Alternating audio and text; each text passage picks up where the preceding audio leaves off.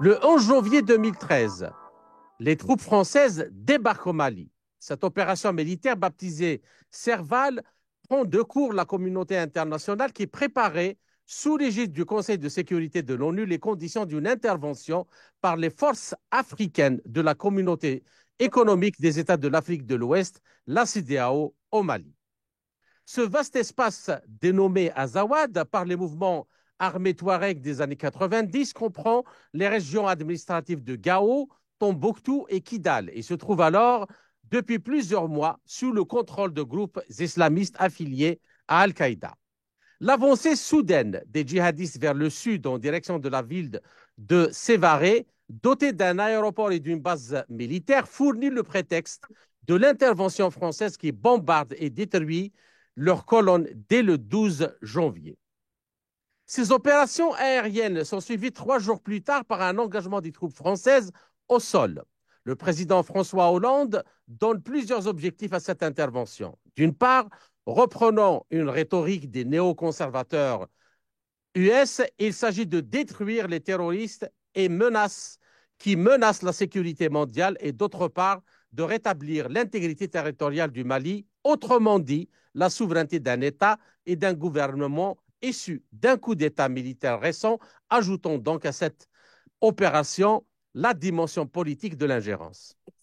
L'expression plusieurs fois utilisée de reconquête totale du Mali renoue avec la sémantique coloniale sans qu'on soit toujours bien défini les conquérants et les bénéficiaires. 5 jours après le début de l'intervention française, un site gazier du sud algérien qui porte le nom touareg de Tigintourine, situé à côté de Dinamenas, est attaqué par les terroristes. Plus de 500 personnes travaillant sur le site sont prises en otage. L'armée algérienne intervient et l'opération se solde par un bilan très lourd. 49 otages et 29 assaillants sont tués. Tous ces événements apparaissent liés et démontrent la porosité des frontières sahariennes. Ils reflètent également l'intérêt des principales puissances nationales et internationales pour cette zone géographique. Concernant la question Touareg, le conflit dans sa phase offensive a débuté un an auparavant, le 17 janvier 2012. Face au refus du gouvernement malien de prendre en compte ses revendications et d'engager des négociations, le mouvement national de libération de l'Azawad, MNLA, passe à l'action à la faveur de l'équipement en armes lourdes ramené de Libye après la chute de Mohamed Kadhafi un an auparavant. Ce mouvement indépendantiste, né en octobre 2011, a fédéré 2 organisations préexistantes. Le Mouvement national de l'Azawad, formé par des étudiants appartenant à la jeune génération, et l'Alliance Touareg du nord du Mali pour le changement, fondée par l'un des chefs historiques de la rébellion Touareg des années 90, Ibrahim Ag Baanga. Décédé quelques mois plus tôt, en août 2011 en Algérie, officiellement dans un accident de voiture alors qu'il revenait de Libye. Mais la lecture des faits, calme et de haut, par les autorités et par la presse internationale, notamment occidentale et française, est immédiatement ethnique, fondée sur des arguments essentialistes, le danger dénoncé avec vigueur par les États et la remise en cause des frontières héritées de la colonisation. Ainsi, comment le colonialisme et le néocolonialisme a usé des aspects ethniques pour occulter les revendications légitimes des peuples et asseoir le séparatisme? Comment le séparatisme sert-il les intérêts stratégiques des puissances occidentales? Pour analyser et tenter de répondre à toutes ces questions fondamentales, j'ai l'honneur et le plaisir de recevoir depuis Bamako le géopolitologue malien Adama Diabaté. Adama Diabaté, bonjour et merci encore une fois d'avoir accepté gentiment, même à pied levé, de nous accorder cet entretien.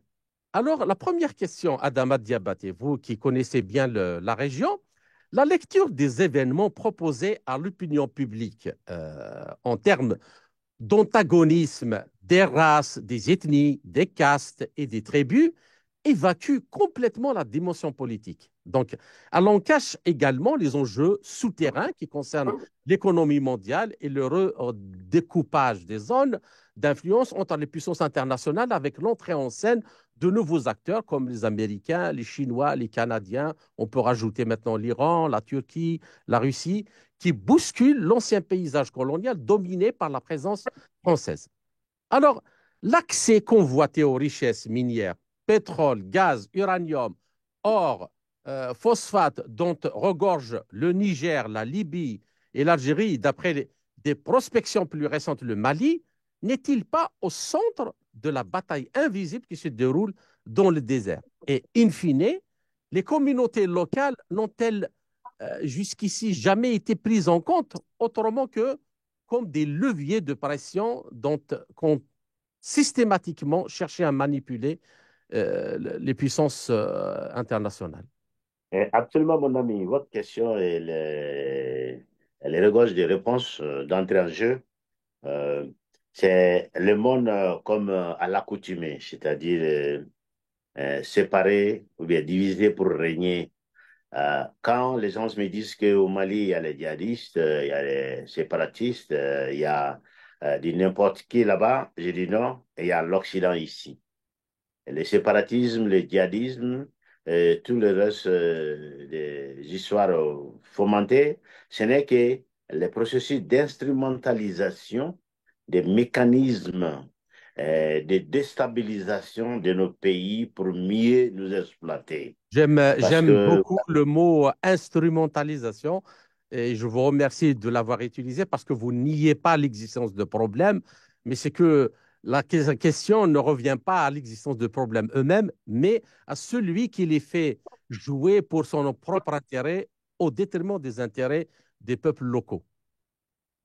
En fait, Kamal, l'Africain, mon grand souci aujourd'hui, et on Oui. est là-dessus, c'est il faut réveiller la population dont vous avez fait tout de suite allusion dans votre intervention, la population autochtone, la population locale, qui, au lieu de profiter du don de Dieu, c'est-à-dire les ressources immenses qui sont données à l'Afrique, un continent de bientôt 1,5 milliard, le continent le plus jeune, le continent le plus de loin, le plus riche, de loin, pratiquement, selon les données, on est pratiquement à la moitié de la richesse de la planète, en nous seuls.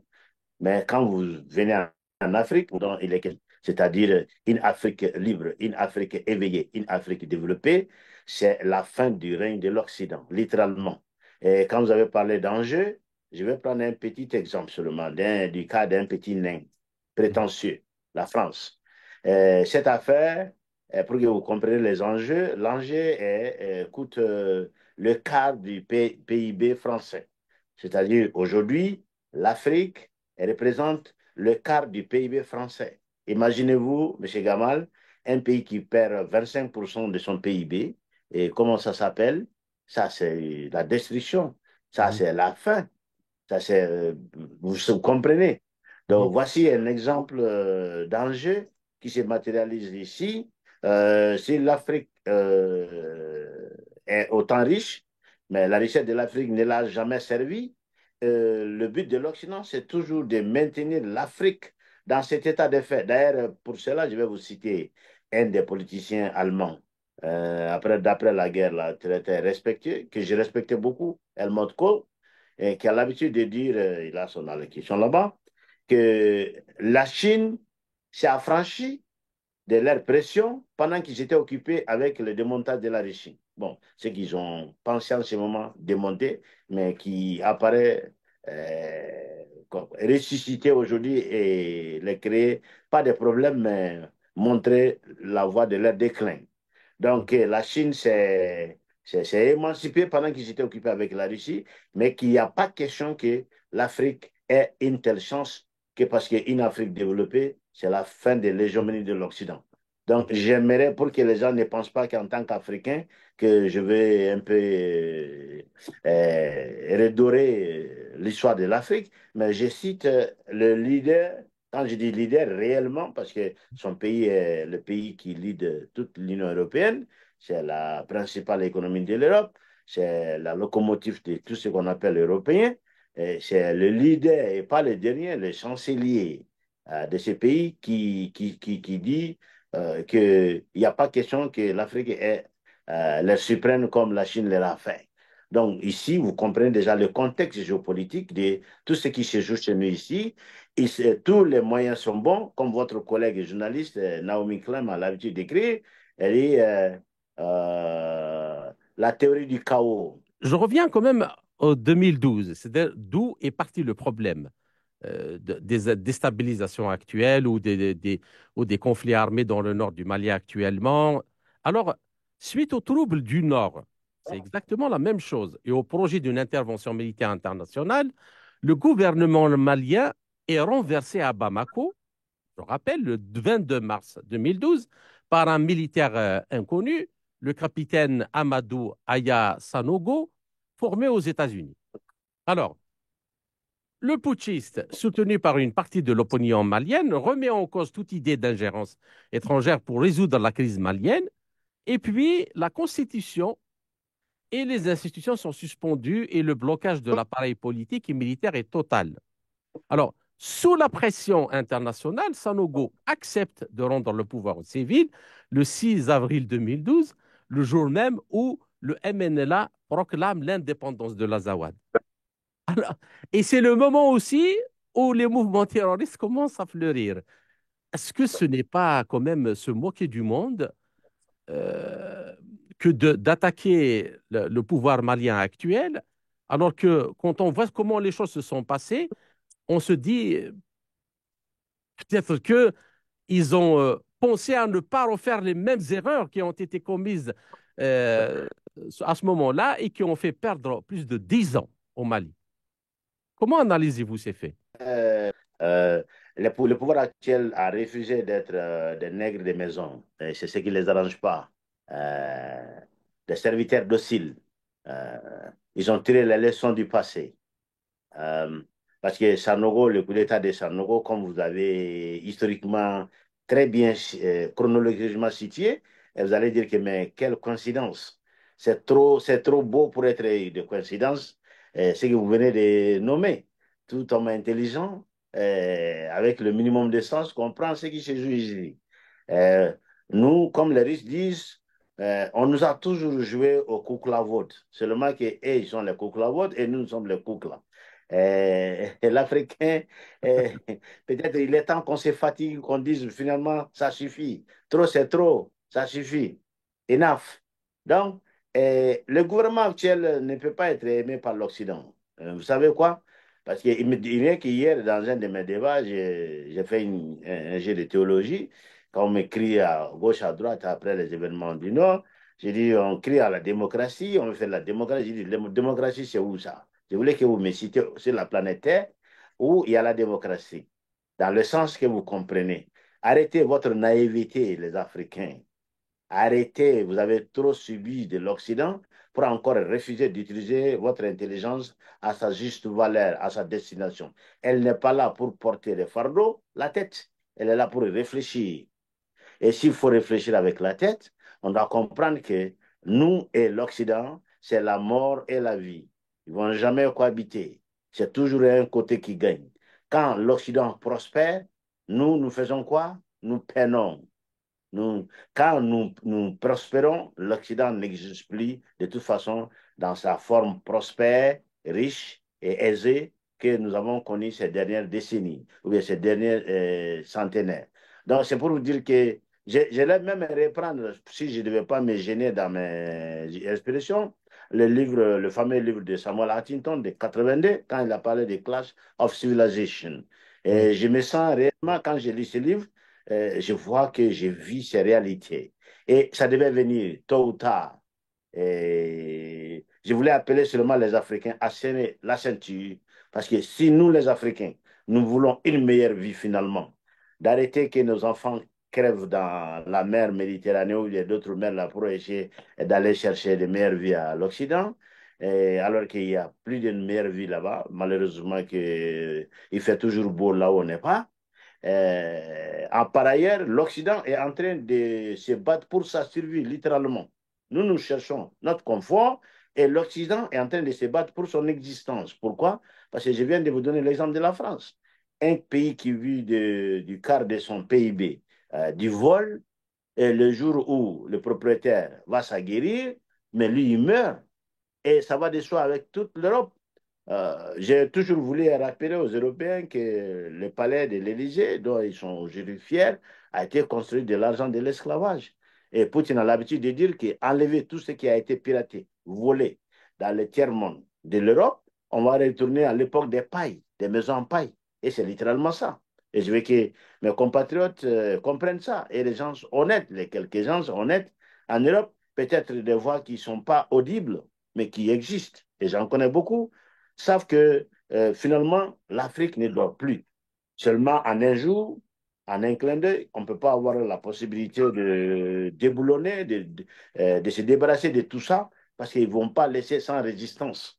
D'ailleurs, c'est dans ce contexte que je place ce que nous vivons aujourd'hui au Mali, au Niger, au Burkina et partout en Afrique. Malheureusement, que beaucoup d'Africains, et surtout les leaders, n'ont pas compris que ce n'est pas un phénomène, un problème seulement malien, nigérien ou burkinabé. Chacun qui voudra la liberté, chacun qui voudra s'approprier des biens que Dieu lui a donnés, j'ai envie les ressources, aura à faire face à ce même sort de la part de l'Occident. Donc, mieux vaut que l'Afrique se réveille à temps, se donne la main et abandonne les petites hégémonies locales ou régionales et faire face au mal commun qui est l'Occident, dont l'histoire est émaillée de crimes. Donc, on va continuer quand même à essayer de revoir un peu le tableau, comment les choses se sont développées depuis le début, avant d'arriver à la situation actuelle et de parler des enjeux, parce que sans voir le passé, c'est impossible de comprendre ce qui se passe actuellement. Absolument. Alors, Absolument. en ce moment-là, en 2012,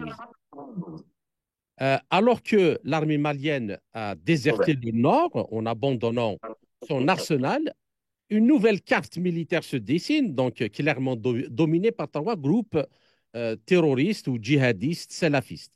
L'AQMI, émanation donc de l'ancien groupe salafiste pour la prédication et le combat GSPC algérien, le mouvement pour l'unicité et le djihad en Afrique de l'Ouest, MUJAO, dont le noyau est constitué de Sahariens arabophones, et Ansar Din, formé par de Touaregs liés à Iyad Ag Ghali.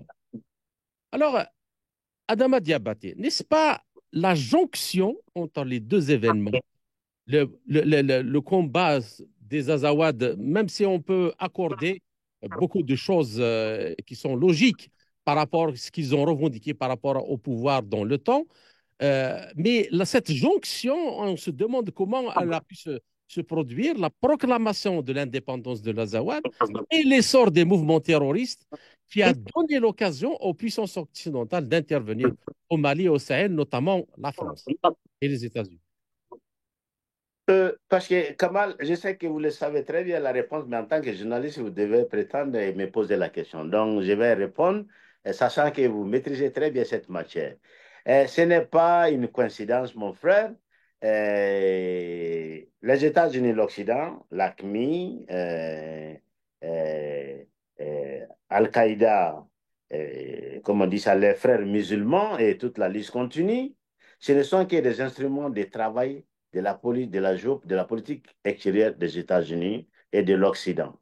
Ils en profitent quand le besoin est là. D'ailleurs, pour illustrer ce que j'ai dit, je vais vous rappeler la fameuse rencontre ou bien appel téléphonique entre Lavrov et Dominique de Villepin, quand il a demandé à Lavrov de ne pas bloquer la demande de la France de venir aider le Mali, soi-disant, à se débarrasser des djihadistes.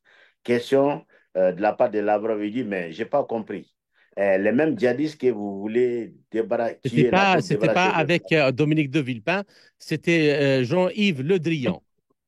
Merci beaucoup. Jean-Yves Le Truand, excuse-moi, son nom propre. Euh, et il dit non, je ne vais pas le bloquer si effectivement c'est pour débarrasser le Mali de ses arcailles. Mais qu'est-ce que vous en dites si ce sont les mêmes gens-là que vous payez, vous traitiez et vous collaborez avec en Syrie? Question à laquelle Lavrov il a répondu que non, que c'est la vie. Bon, c'est comme ça leur vie. C'est comme ça qu'ils voient la vie, M. Gamal. Donc, cette jonction, cette coïncidence conjoncturelle, à des reprises déjà, comme vous l'avez dit, quelqu'un qui méprise l'histoire ne va jamais pouvoir faire des perspectives. Donc, vous voyez que votre rétrospection, ça fait sortir toujours des logiques qui ne sont pas des coïncidences. Hein. À des reprises déjà dans notre intervention, vous voyez qu'il y a des choses étranges qui coïncident dans le temps et dans l'espace. Pour vous dire que ce n'est pas des coïncidences, parce que tous ces mots-là ont les mêmes sources, c'est toujours l'occidental. Parce que ne vous en faites pas aux instruments de ces mots, mais en faites-vous aux créateurs, aux propriétaires du système. Ceux-là qui ont créé le système, parce que les djihadistes, les rebelles, et les affamés qui n'ont pas d'autres options, comme certains diront, sauf à aller se faire vendre là-bas pour des miettes parce qu'ils n'ont pas de moyens de survie, tout ça là, ce ne sont que des instruments. En quelque sorte, certains sont même des victimes de la chose. Mhm. Mais à qui profitent réellement? Ceux mêmes là qui ont ficelé ce système, parce que en fait, c'est une sorte de diplomatie maintenant pour l'Occident. Parce que coopérer avec l'Afrique d'égal à égal, ça leur revient trop cher pour eux. Parce que là, il faut payer. Là, il faut se partager. Bien que les biens soient les nôtres, mais ils ne veulent pas partager avec nous. Il est plus facile de nous créer des problèmes et venir prétendre être des sapeurs-pompiers qui sont là à éteindre le feu. Mais le feu ne va jamais s'éteindre. Parce que dès que le feu s'éteint, ils seront foutus. Donc, parce qu'une Afrique stable, c'est une menace existentielle pour l'Occident. Je répète bien, une Afrique stable et développée, c'est une Afrique qui va foudre tout l'hégémonie occidentale en l'air. Imaginez une Union européenne aujourd'hui sans les ressources africaines, les États-Unis aujourd'hui sans ce qu'ils font au monde, qui se limitent seulement à leurs ressources internes. Mais ce n'est pas possible. À qui peut dominer? Personne. C'est pour cela les bases militaires, ces interventions militaires sans cause, non provoquée, tout ça là, c'est des mécanismes de la diplomatie. Malheureusement, hein, malheureusement, je pense que les gens vont trouver un peu sarcastique de dire que, mais comment on peut appeler ça diplomatie? Oui, c'est une forme de diplomatie, et d'ailleurs la mieux pratiquée par l'Occident depuis plus d'un siècle déjà. Et seulement que le monde a évolué, on tend vers un monde multipolaire qui n'est plus prêt à accepter, parce que comme vous avez cité dans votre introduction, les acteurs géopolitiques maintenant, s'il y en avait un ou deux il y a 100 ans, maintenant ils sont innombrables. Et Mhm. tous sont capables de faire tout ce qui était comme chasse gardée de l'Occident, en particulier l'Europe. Et c'est ce qui fait leur énervement. C'est ce qui fait parfois qu'ils prennent des décisions inadéquates. C'est ce Mhm. qui fait qu'aujourd'hui, l'économie française, le nombre de sans-abri en France aujourd'hui a triplé. C'est pas moi qui dis, c'est les statistiques officielles étatiques de la France qui le disent. Et c'est pour cela maintenant on est en train de régner, de renoncer aux faveurs sociaux Mhm. qui étaient considérés comme des droits en France aujourd'hui. Ouais, ouais. Donc, tout ça là, la source, ça prend du fait que la France, et avec la France, l'Europe, est en train de perdre petit à petit leur mainmise sur l'Afrique. D'accord. Alors, Adama Diabaté, le scénario de guerre globale contre le terrorisme que nous avons connu sous George Bush, Walker Bush, a également bénéficié à ses inventeurs, c'est-à-dire les néoconservateurs américains et les Américains en général, depuis 2003, qui cherchaient à installer des bases militaires dans la zone saharo-sahélienne en y développant des programmes d'instruction militaire comme le Pan Sahel Initiative, puis Trans-Sahara Counter-Terrorism Initiative. Et puis, à la faveur de l'opération Serval, au cours de laquelle le rapport en matière de renseignement militaire a été publiquement reconnu, les Américains ont finalement réussi à implanter leur drone, ou une base de drones à Niamey au Niger, en plein précaré français, et à justifier leur présence militaire en Afrique de l'Ouest. Alors, Adama Diabaté, au vu de ce qui se passe actuellement, l'objectif prioritaire du Pentagone ne semble-t-il pas être de contenir l'expansion de la Chine en se rapprochant militairement des sources d'approvisionnement en pétrole et autres minéraux indispensables au développement industriel de cette dangereuse, entre guillemets, c'est-à-dire c'est eux qui la considèrent comme dangereuse, puissance montante potentiellement rivale. Absolument, vous avez raison, Kamal, mais pas seulement la Chine, mais il y a la Russie aussi et d'autres Non, je potentiels parle à concurrents. ce moment-là, quand les choses... Oui, absolument, absolument, absolument, vous avez raison. En plus de cela, tout comme on le sait aujourd'hui au Moyen-Orient, l'instabilité qui est là-bas, et puis avec les changements d'acteurs géopolitiques dans la sous-région du Moyen-Orient, il fallait trouver un aérodrome de secours. C'est car si la tempête va empêcher l'atterrissage sur l'aéroport numéro un, il faut qu'il y ait un aérodrome là, de secours. Et dans ce rôle-là, je vois l'Afrique et le programme Africom. D'ailleurs, pour rappel, je dis qu'au temps de Kadhafi, il a tout fait pour empêcher la réalisation de ces histoires d'Africom. À son temps, on avait à peu près deux, trois bases américaines. Aujourd'hui, en Afrique, on atteint la centaine. Juste une des raisons même pourquoi Obama a adhéré d'une Une façon centaine très, oui, en Afrique, en toute à l'Afrique. l'opération malhonnête de Sarkozy de rejeter l'Afrique en retard. Pourquoi? Parce que la perte de Kadhafi, ça nous a jeté 100 ans en retard en réalité. Et c'était les mêmes choses pour lesquelles le vieux Kadhafi n'a pas été compris, surtout par ses pères africains. Et s'ils avaient été compris, ceux-ci-là ont pris trop peur pour tenir à côté de Kadhafi. Ils ont voulu l'abandonner en plein vol. Mais euh, c'est ce vieux-là que je pense qu'il souhaite qu'il meure tranquillement avant que la jeunesse ne prenne le contrôle. Sinon, ils vont tous payer pour ce meurtre et pour cette traîtrise à l'endroit de leur continent, à l'endroit de leur race, à l'endroit de leur pays.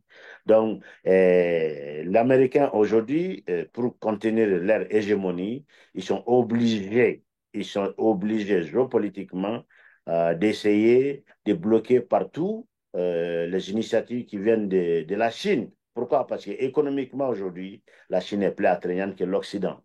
Économiquement, aujourd'hui, la Chine donne de ces conditions que l'Occident ne va jamais faire. Donc, l'Occident, à la tête, les États-Unis, ils font tout. D'ailleurs, je vais vous rappeler la fameuse tournée de Hillary Clinton, si vous vous rappelez très bien, où Oui. elle est venue faire 12 tours en Afrique en disant à chaque pays africain de se méfier de la Chine, comme si la Chine n'était pas premier détenteur des obligations d'État des États-Unis, Ouais. comme si la Chine n'était... Non, mon frère, Gamal, Le premier les fournisseur Occidentaux, là, ils ne commercial des États-Unis. mais mon frère, mais le ridicule ne tue plus quoi, dans la géopolitique occidentale. Ou bien ils ont désappris, ou bien ils ont appris à ne plus aller à l'école, ou bien à ne plus utiliser Ils n'ont même pas de connaissances, ou bien ils ne consultent plus les livres. Hein? Toi, tu es le premier pays le plus endetté auprès de la Chine. Si la Chine se débarrasse aujourd'hui de vos Les papiers-là, obligations. mais de vos obligations, mais c'est foutu pour vous. C'est foutu. Et si vous devez être le dernier à nous conseiller, vous nous dites que quelque chose est mauvais et vous ne pouvez pas vous rassager de bouffer la même chose. Hein? Mais je crois que vous nous prenez pour qui? Bon, c'est des choses comme ça, quoi. Parce que l'Occident, c'est le monde de l'illusion, mon frère. Même leur économie.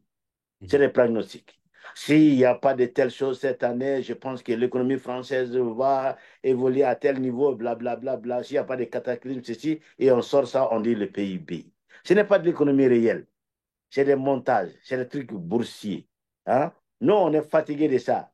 Et d'ailleurs, que ce soit les États-Unis ici, parce que le jeu a été gâté, la France a perdu la main, c'est pourquoi les États-Unis accourent maintenant au secours. Sinon, si vous vous rappelez, après 1945, le partage des responsabilités était tel que la France était le chef gendarme de l'Afrique. La seule condition pour les États-Unis, c'était que la France devait tout faire pour que la Russie ne puisse pas s'épanouir ici.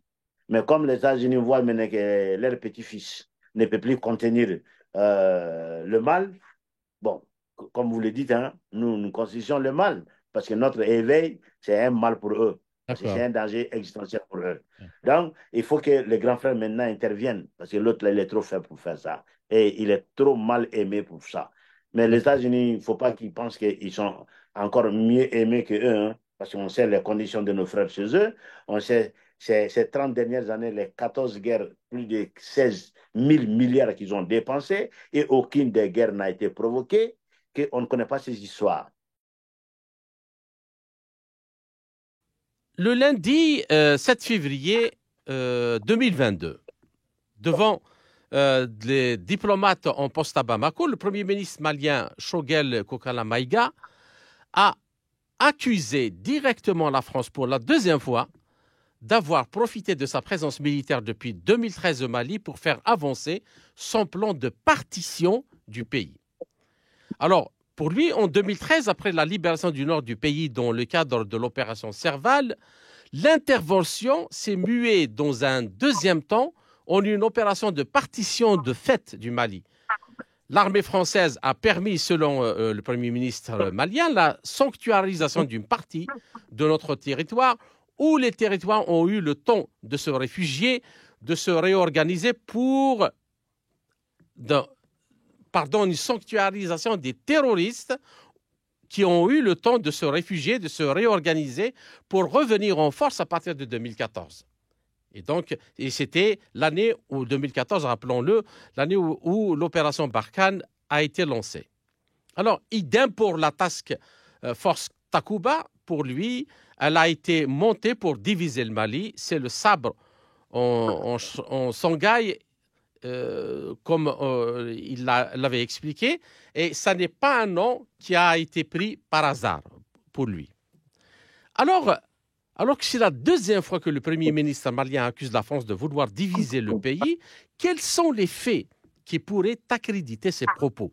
Est-ce que vous pouvez les rappeler pour nos auditeurs? Et quelles sont les richesses minières, pétrolières et gazières du Mali?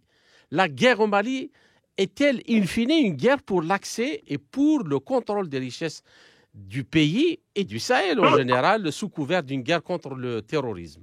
Merci beaucoup pour votre question, comme toujours très intelligente et bien ficelée.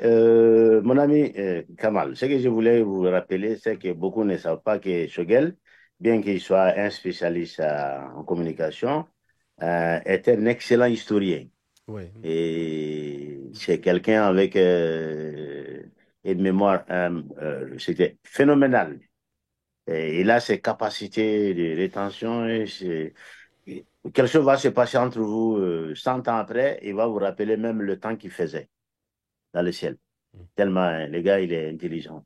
Donc, d'ailleurs, moi, j'ai de sa promotion dans les temps. C'est pas pour, je suis très content que le Mali ait les dirigeants qu'il a aujourd'hui. C'était le président, c'est pour vous dire que l'accusation de Shogel, ou bien ce que Shogel a dit, ce n'est même pas une accusation, c'est un fait, c'est ce constat.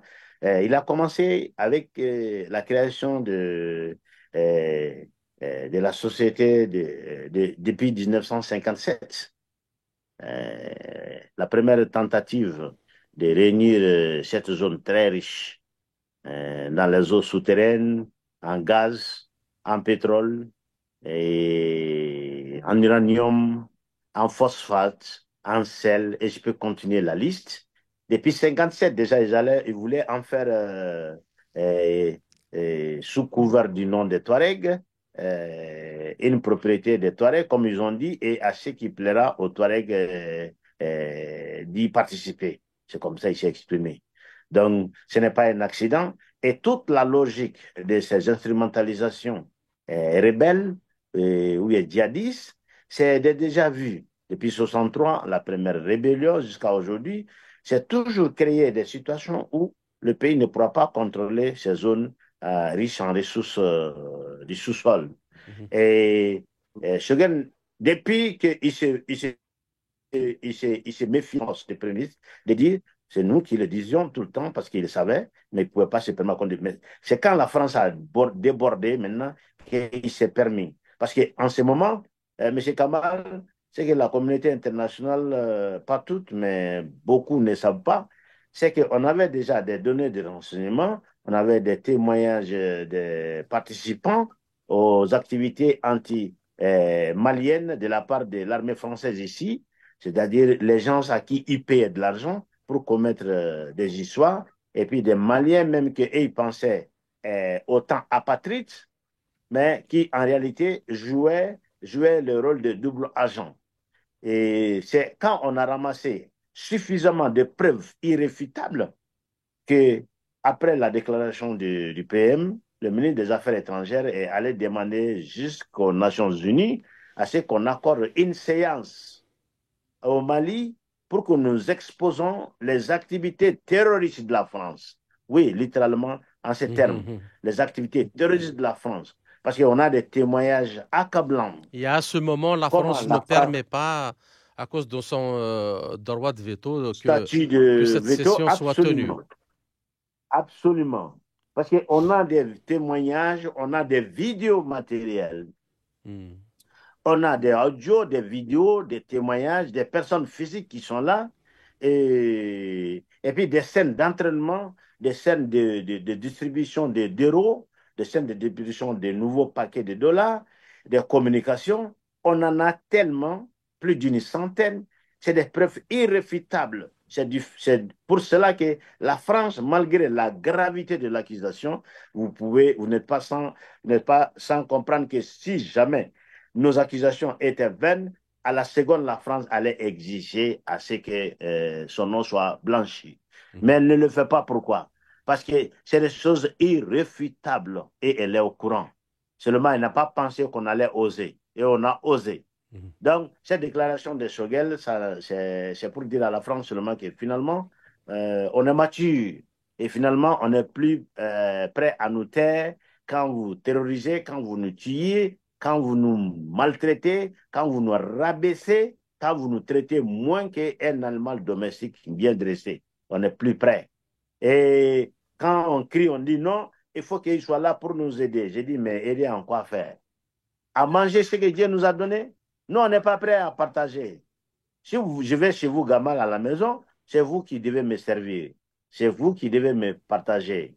Vous comprenez? Mais Mhm. ce n'est pas moi qui vais dire, ah, Gamal, tu vas manger aujourd'hui, tu ne vas pas manger aujourd'hui, tu vas te poser la question. Mais comment ça? Est-ce que je suis chez moi encore? Hein? Tu es venu ici, chez moi, et avec qui je dois parler, et qu'est-ce qui m'appartient et qu'est-ce qui ne m'appartient pas. Pendant tout ce temps-là, je sais que je ne te dois rien. Donc, c'est comme on appelle ça dans le langage moderne, comme ils aiment dire à l'Occident, ça, c'est, je te dis, la barbarie, c'est-à-dire l'usage de la force, la manipulation, l'instrumentalisation et continuer la liste de tout ce qui suit. Donc, cette déclaration du PM ne doit pas vous surprendre. On en avait marre longtemps, on en savait depuis longtemps. Mais il est arrivé à un moment où la France a débordé, on a voulu leur dire stop, D'accord. on est au courant de tout. N'essayez pas de vous faire passer pour. Vous êtes en train d'égorger les nôtres dans des gants blancs. Ça ne va plus passer. D'accord. Alors, j'aimerais bien quand même, par rapport à ce que vous venez de dire et de ce qu'a déclaré Choguel Kokala Maïga à ce moment-là, il faut bien se rappeler que c'est le ministre français des Affaires étrangères, Jean-Yves Le Drian, qui a occupé le poste de ministre de la Défense durant tout le mandat de l'ex-président François Hollande en 2012-2017, qui devient donc le ministre des Affaires étrangères. Donc ainsi, nous ne pouvons que parler d'une continuité de la même stratégie politico-militaire de la France dans la région du Sahel. Et Le Drian a été le premier responsable du lancement des premières opérations extérieures de la France depuis la fin de la guerre d'Algérie en 1962. En effet, donc, c'est lui qui a lancé l'opération Serval en 2013, puis Barkhane en 2014, et ont été mises en branle par Le Drian, qui avait estimé que les insurgés Touaregs du nord du Mali pouvaient mettre en péril la sécurité mondiale. Les Touaregs du Mali, du nord du Mali, pouvaient mettre en péril la sécurité mondiale en raison du danger d'un endoctrinement wahhabite des habitants de la région. Donc, voilà ce qu'il a dit pour justifier l'opération Serval et Barkhane.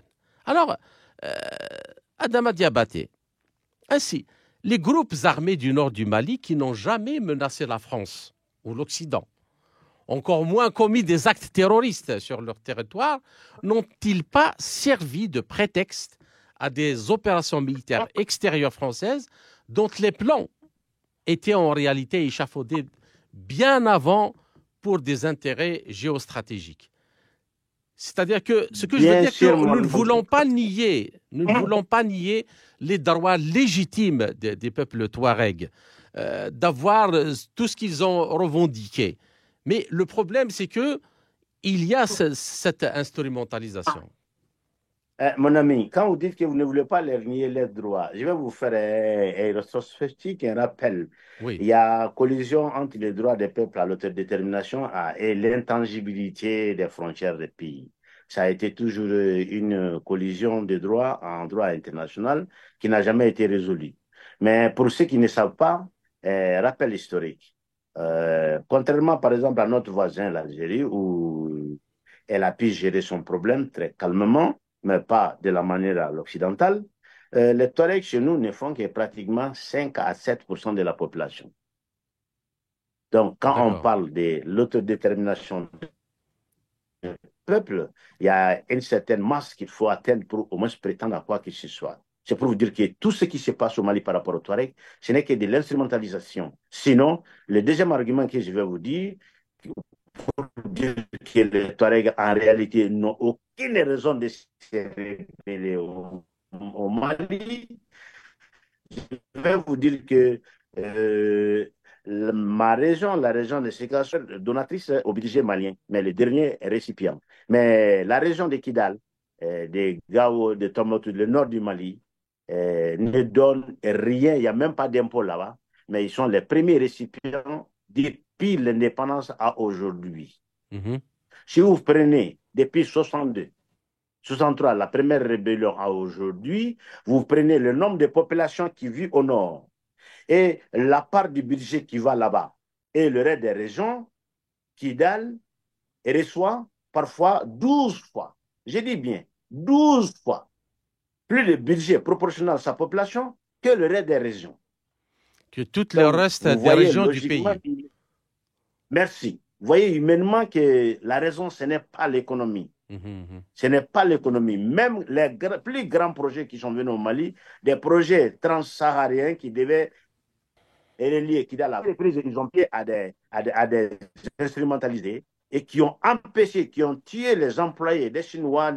Chaque fois, on crie que c'est le problème économique, qu'on n'investit pas là-bas. Mais quand on investit là-bas, on prend en otage et on exige à ce que ces projets soient pilotés par des Touaregs locaux là-bas, parfois certains qui n'ont même jamais été à l'école. Parce que je parle ici en tant que Malien, je ne parle pas en tant que sudiste ou nordiste, mais en tant que Malien, et je sais que je travaille dans le Parlement, dans mon comité, je suis avec M. Inchra, le gouverneur de Kidal, combien de temps, qui maîtrise l'Algérie plus que la moitié des Algériens, parce qu'il a fait la moitié de sa vie là-bas. Je sais de quoi je parle. C'est les quelques instrumentalisés. Parce que quand on dit Touareg, on pense tout, certains ont tendance à penser que tous les Touaregs sont des rebelles, c'est toujours comme ça. Non, non. Il y a des gens là même qui sont en train de commettre ces bêtises, excuse-moi du terme, ils ne sont même pas Touaregs, ils ne sont même pas Maliens. Certains ne sont même pas nés, ils font ça au nom des Maliens, mais c'est des gens qui sont la minorité de la minorité des minorités. Qui veut dire que quand on prend les Touaregs au nord, même au nord, ils sont la dernière minorité. Mais parmi les Touaregs, quand vous prenez ceux qui sont en train de perpétrer ces conneries, excuse-moi du terme, il ne faut même pas 5% de la population Touareg au nom de laquelle ils veulent parler. Je sais ça, pas du livre et de la collaboration des premières personnalités, certains depuis 40 ans, qui sont dans les mouvements politiques et aujourd'hui qui sont dans la même commission que moi. On travaille 24 sur 24, on échange entre familles. Donc, ce n'est pas une question de Touareg, c'est une question d'instrumentalisation des antagonismes créés entre les ethnies, entre les différentes couches de la population, parce que la politique de déstabiliser pour mieux contrôler, tout est dans ce contexte. Tout est dans ce contexte. Et je veux qu'on ait une excellente compréhension de cette situation. Donc, les Drians, c'est comme la relève de M. Focard. le fameux Foccart. Et il se sentait déjà Foccart moderne, hein, et tellement Je rappelle arrogant que Jacques Foccart, que, c'était l'homme du général de Gaulle qui a mis en place tous les réseaux de la France-Afrique. merci. Et Foccart, lui, voulait être le Foccart moderne pour essayer de, vous voyez, comme je pense, le leader français qui a été le plus condescendant par rapport au leader africain, par rapport au peuple africain. D'ailleurs, pour vous dire que pour encore vous éclaircir la situation, le MLA a été créé un an en France, un an avant la soi-disant dérive accidentelle des djihadistes de la Libye au Un Mali. an en Et France. d'ailleurs, merci, bien avant.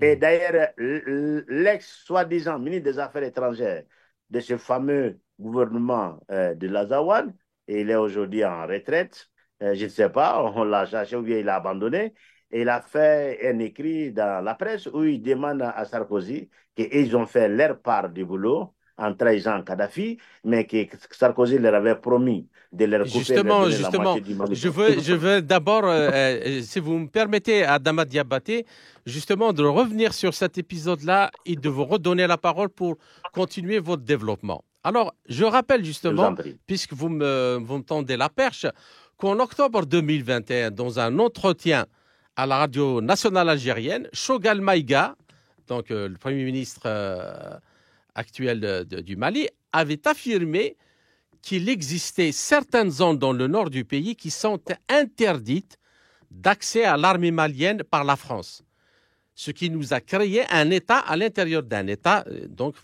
fin de citation, ce qu'il disait. Et puis il ajoute, il avait également dénoncé le plan de l'ex-président français Nicolas Sarkozy, donc qui a été président de 2007 à 2012, et qui avait promis, voilà ce que Chogal Maïga dit, avait promis à des rebelles dans le nord du Mali de leur accorder un État indépendant, c'est-à-dire l'Azawad. Et puis, tous ces problèmes ont commencé à s'exacerber après l'intervention de l'OTAN en Libye en 2011, sous l'instigation française, où des tonnes d'armes ont été donc déversées dans le pays pour se retrouver quelques mois après dispersés dans toute la région du Sahel, notamment au Mali, plus particulièrement dans le nord du pays. Et puis, on a en 2013, la France avait environ 100 000 hommes déployés en Afrique, a conclu 8 accords de défense, 16 accords de coopération militaire, 9 bases au point d'appui notamment en Côte d'Ivoire, à Djibouti, au Tchad, au Sénégal et au Gabon, et plus récemment au Mali, donc, ainsi qu'un dispositif de formation militaire sur le continent et en France qui permet de former 50 000 militaires africains par an, selon un rapport, tout ça selon un rapport du Sénat français. Alors, le document est daté de fin octobre 2013 et avait pour titre la présence de la France dans une Afrique convoitée. Alors, qu'en pensez-vous? Est-ce que est-ce qu'il n'y a pas un enchaînement, comme vous disiez tout à l'heure, un peu bizarre, mais ce sont des choses bizarres quand même qui s'enchaînent logiquement et qui se répètent tout le temps? Très bien. Mais je pense que les Français vous doivent beaucoup à cause de votre niveau de maîtrise de leur langue. Parce que je crois qu'après Voltaire, là, vous maîtrisez le français mieux que n'importe quel français. Ce n'est pas un compliment. Quand vous dites euh, euh, l'enchaînement bizarre et logique, je tiens à détailler parce que les gens ne vont pas comprendre l'ironie qui est dans cette combinaison. Logique et bizarre. Mais en réalité, comme vous venez de faire allusion, c'est les choses les plus logiques, les plus préméditées, les choses pensées dans les meilleurs laboratoires géopolitiques de l'Occident, de la France et tout le reste. Mais ils ont toujours cette apparence bizarre pour nous tromper, pour nous distraire. Donc, tout ce que vous venez de dire, ce n'est que l'enchaînement de la politique extérieure de l'Occident dans nos pays. Mais ils se sont tellement hasardés qu'ils sont faire des inspections où ils devaient faire des corrections dans leur approche à la chose, c'est-à-dire la géopolitique dans la région. Comment ils devaient, ils ont raté le moment d'éveil de la jeunesse en Afrique, le changement de vent en Afrique. Ça les a échappés. Et c'est ce qui est la conséquence aujourd'hui qu'ils sont dans une course au rattrapage à tous les niveaux. Donc, l'enchaînement de l'implantation des différentes structures militaro-sécuritaires de la France, et ce que vous venez de nommer, ça c'est sur le plan militaire, purement. Comprenez militaire, j'ai des sécurités françaises, en réalité qui n'avaient rien de privé, il était que formellement privé, qui avaient la chance de rapprocher nos dirigeants beaucoup plus de façon sécurisée que, mais c'était rien de privé. Le dernier scandale, c'est la dernière semaine avec le Burkina Faso, où le Sécuricom a été chassé de là-bas. Donc, on sait de quoi il s'occupait et quel genre d'activité il menait là-bas. Donc, les bases militaires, ces structures soi-disant qui sont en train de nous former, c'est comme l'ITM au temps de l'aménagement ici, qui étaient là pour que 100 ans après, on ne forme pas nos militaires. 100 ans après. Bien que chaque 6 mois, on fait des sorties. Mais 100 ans après, vous l'avez su, ils étaient là plus de 10 ans. Et chaque jour, dans la rébellion, on disait hier était mieux qu'aujourd'hui. Dès qu'on les a chassés, les choses ont changé. Donc, c'est la même politique. C'est l'Occident, comme le déjà vu, comme toujours. Donc, c'est pour vous dire que la seule leçon que je peux donner à l'Occident, malgré qu'ils ne vont pas m'entendre, tant mieux pour nous, c'est de comprendre que par la force, faire revenir le djinn dans la bouteille, ce ne serait plus possible. On ne pourra que négocier. Le djinn ici, c'est l'Africain. Le mal ici, c'est l'Africain. Pourquoi nous sommes le mal? Le danger, l'existence même de l'occidental. C'est ça notre malheur. Bon, si c'est là, c'est pour que nous survivons, pour que nous vivons mieux, pour que nous nous approprions ce que Dieu nous a donné. Tant pis pour eux, tant mieux pour nous. D'accord. Alors là, maintenant, j'aimerais quand même terminer par les questions des intérêts géostratégiques et de faire quand même un peu le topo des ressources dont regorge le Mali.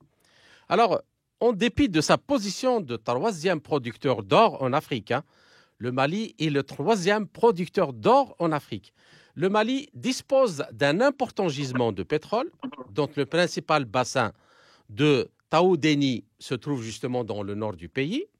Ce bassin est constitué de 14 blocs et s'étend de la Mauritanie jusqu'à l'Algérie en passant par le Mali qui dispose de la part du lion dans ce gisement, comme le montrent d'ailleurs les cartographies établies par plusieurs bureaux d'études. Et une étude menée en 2006 par le consultant RPS Energy montre que Taoudéni est l'un des plus grands bassins en Afrique, aussi bien en pétrole qu'en gaz, présentant des similitudes avec les provinces riches en pétrole d'Algérie, du Niger, du Soudan et de Libye.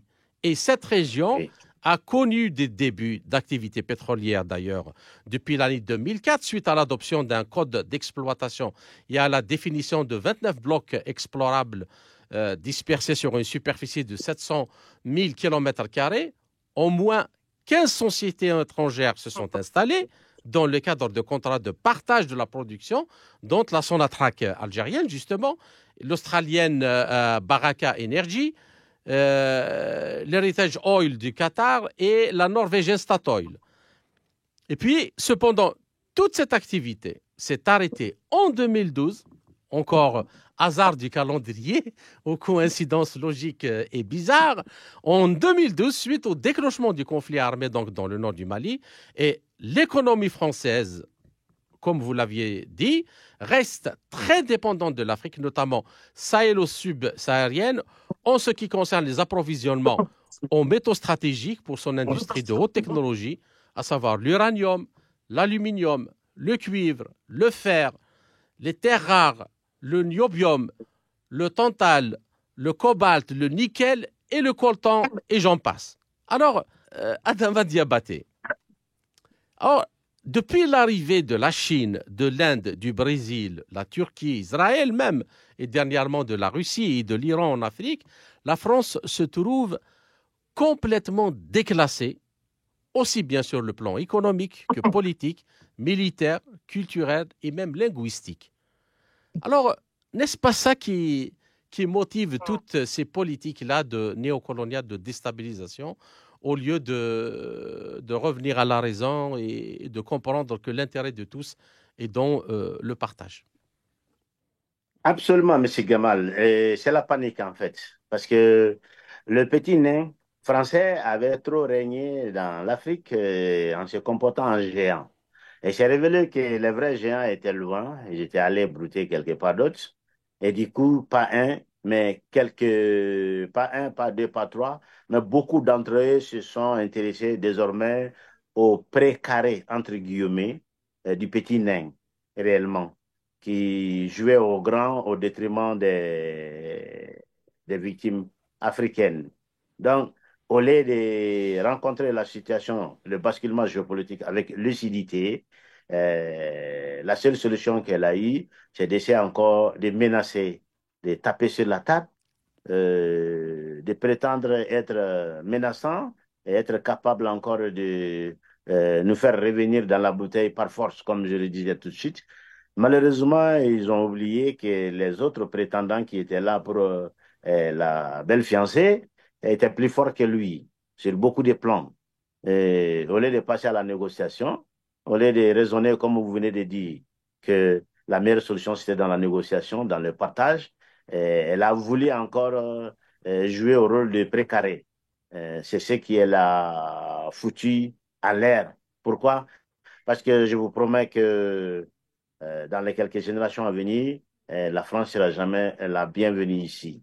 On ne parle pas de la France globale, de la France lambda. On parle de la politique française et de l'élite française et la conduite qu'elle a adoptée en Afrique. Ça ne va jamais se tolérer encore ici. Et cela va de soi, pas seulement pour la France, pour n'importe qui prétendument puissant qui va vouloir venir chez nous ici et vouloir encore s'imposer ou bien vouloir nous faire peur en instrumentalisant quelques racailles de, je ne sais pas, rebelles ou djihadistes ou d'autres malfrats. Non, oui, ça va nous retarder, oui, ça va nous causer des ennuis, mais tout ça là, temporaire, momentané, tôt ou tard, avec la détermination qui est aujourd'hui, avec l'éveil réel qu'on sent au quotidien ici aujourd'hui, le futur, le 21e siècle n'est même pas chinois comme on le dit. Le 21e siècle est africain. Et j'en suis sûr. Et je voulais rassurer les uns et les autres et conseiller à ceux-là qui veulent continuer la géopolitique comme d'habitude, que les temps ont révolu, c'est le temps du multipolarisme, que l'humanité n'est plus prête à se soumettre aux inégalités qui ont fait la source de leur prospérité, qu'on est prêt maintenant à se partager, mais dans le respect et dans la justice avec équité. C'est tout ce que je peux dire en sortant de notre échange aujourd'hui. D'accord. Donc, une dernière question, juste la situation actuelle donc dans le nord du Mali. Comment elle évolue? Est-ce qu'il y a un espoir que les gens s'assoient autour de la table pour négocier la paix ou est-ce qu'il y a des intercessions d'autres pays régionaux comme l'Algérie ou d'autres pour essayer de trouver une solution pacifique? Comment voyez-vous la chose? Bon, aujourd'hui, je vais vous dire ouvertement, et en tant que quelqu'un de souche algérienne, moi, je me sens africain surtout. L'Algérie n'a pas joué son rôle dans cette situation, d'autant plus que les gens là se replient là-bas. En 63, ce que Ben Bella a fait, Tebboune n'est pas en train de le faire, malheureusement. Mais j'espère qu'il va le comprendre. Parce que l'Algérie est géopolitiquement dans une situation aujourd'hui où le premier pays dans notre zone qui a le plus intérêt de coopérer avec le Mali, ça devait être l'Algérie. Si Mhm. on a les mêmes problèmes, il faut qu'on se le dise. Et l'échelle algérienne, elle dépasse les cas maliens beaucoup de fois, que ce soit l'histoire des Touaregs, que ce soit la convoitise de la part de l'Occident, la volonté de stabiliser le pays et tout ce qui s'ensuit. Cela dit, les événements récents au nord dont vous avez fait illusion, En réalité, on n'était pas encore avec les rebelles. Vous avez vu les forces de secours qui étaient là, le système d'évacuation. D'ailleurs, l'autre jour, il y a un missile de renseignement ukrainien hier soir qui est sorti pour dire que les rebelles, cette fois-ci, avaient eu tous les renseignements nécessaires et en plus tous les équipements pour aller punir les terroristes, entre guillemets, comme ils les appellent, les Wagnerovцев. Donc, ils voient sous cet angle. Ils ne voient pas le Mali, mais ils voient, comme on dit, l'ennemi de mon ennemi est mon ami. D'ailleurs, il est allé jusqu'à dire que les quelques Oui, il y a même la Wagnerovцef qui presse sont tombés occidentale en... qui est en train de dire que c'est Wagner qui a attaqué les Touaregs du nord du Mali avec l'appui de l'armée malienne. Franchement, Oui, on bon, dirait écoute, sortir d'un roman d'Alfred Hitchcock. Comment ça se fait c'est ça, que c'est ce la soit l'armée communication, mon malienne qui ami. accompagne les Wagner pour aller Ab- attaquer, Absolument. comme C'est s'ils comme n'étaient si pas chez eux. c'est comme un pays allait. Le cas algérien dont vous avez fait allusion au début à la prise de la raffinerie, j'ai toujours montré ça en exemple. Quand Hmm. l'Algérie a dit non, je ne veux pas l'intervention d'un étranger, je vais résoudre mon problème moi-même. Un pays responsable, c'est comme ça qu'il faut le faire. Et ce que le Mali est en train de faire, c'est ce que devait faire chaque pays responsable, Mhm. c'est-à-dire sécuriser sa population. Maintenant, quand vous me parlez de pourparler, parlez avec qui, M. Kamal? Ceux qui sont sur la scène, comme on l'a dit dans notre truc, c'est des instruments. C'est des gens qui sont instrumentalisés, qui sont utilisés, que vous appelez djihadistes, rebelles et tout le reste. Mais l'auteur réel, le propriétaire du système, le financiste, celui qui est même la tête, celui à qui ça profite, on ne peut pas s'asseoir avec lui. Pourquoi? Parce que lui, il veut seulement nous en état de rédemption, c'est-à-dire nous réduire à l'impuissance. Tu vas t'asseoir avec qui aujourd'hui? Ceux qui sont dans le désert là, en train de mourir, qui s'appellent djihadistes. Mais non, et ils ne parlent pas. Ils vont prendre les recommandations, les TDR, les termes de référence, avec les Occidentaux, qui les financent, qui les équipent, qui les donnent les informations comme l'adjoint du chef de renseignement ukrainien disait hier. Mhm. Donc, c'est eux les vrais. Mais avec eux, déjà, ils ne sont pas prêts à s'asseoir avec nous. Et puis, s'asseoir à parler avec nous sur quoi? Ils ont quoi ici? Ils ont perdu quoi ici en Afrique ici? Voyez les États-Unis, voyez le Mali, c'est où? Si c'était réellement des patriotes maliens, c'est-à-dire des citoyens maliens, qui étaient venus, qui étaient mécontents avec telle politique, on a toujours dit, les dialogues intermaliens, il n'y a pas ce problème qu'on ne peut pas surmonter. Mais malheureusement, ce n'est pas des Maliens. Ils peuvent avoir les passeports maliens, mais ce n'est pas des Maliens. Et leur but, ce n'est pas qu'on s'asseye. Sinon, 10 ans, on a parlé non-stop. Mais le problème est que ce n'est pas eux. Et ils ne D'accord, sont qu'un appât. d'accord. Le message C'est ça le est problème, mon arrivé. frère. Le message est Merci. arrivé. Adama Diabaté, je vous remercie pour toutes ces analyses et ces éclairages. Merci, mon frère. J'espère vous retrouver dans les quelques semaines à venir dans un autre entretien pour traiter d'un autre sujet. Merci encore une fois et à très bientôt. Merci, mon ami.